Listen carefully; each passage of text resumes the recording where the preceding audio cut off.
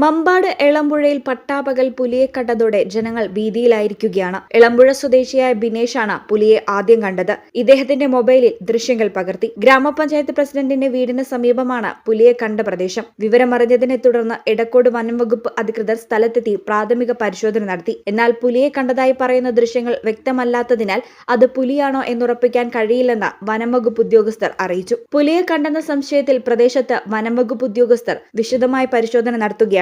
ഈ പ്രദേശത്ത് ധാരാളം നായകൾ ഉണ്ടായിരുന്നെന്നും കഴിഞ്ഞ 2-3 ദിവസമായി അവയെ കാണാനില്ലെന്നും നാട്ടുകാർ പറയുന്നു. പുലി നായകളെ പിടിച്ചതാണോ എന്നും നാട്ടുകാർ സംശയം പ്രകടിപ്പിക്കുന്നുണ്ട്. ജനവാസ മേഖലയിൽ പുലിയെ കണ്ടതോടെ കൂട് സ്ഥാപിക്കണമെന്ന നാട്ടുകാരുടെ ആവശ്യം ശക്തമാവുകയാണ്. കഴിഞ്ഞ ദിവസം തൃക്കലങ്ങോട് ഇറങ്ങിയ പുലിയെ കരുളായി വനമേഖലയിൽ വിട്ടയച്ചതിന് പിന്നാലെയാണ് മമ്പാട് വീണ്ടും പുലിയെ കണ്ടെന്ന വാർത്തകൾ പുറത്തുവരുന്നത്. എന്നാൽ പുലിയെ പിടികൂടാൻ ഇന്ന് പ്രദേശത്ത് കൂട് സ്ഥാപിച്ചിട്ടുണ്ടെന്നാണ് വിവരം. Doctor Shyam, RRT station officer Ranjith, beat forest officer Ramakrishnan, Chakkakuzhi forest സ്റ്റേഷനിലെ സെക്ഷൻ ഫോറസ്റ്റ് ഓഫീസർമാരായ AK Vinod, VS Achuthan, BFO K Manoj Kumar, Nilambur ERF-ലെ മജീദ് ഷഹബാനു, RRT മണികണ്ഠകുമാർ എന്നിവർ നേതൃത്വം നൽകും. ഈ വിഷയത്തിൽ അടിയന്തരമായി ഇടപെടണമെന്ന് AP അനിൽകുമാർ MLA നിയമസഭയിൽ ഉന്നയിച്ചിരുന്നു.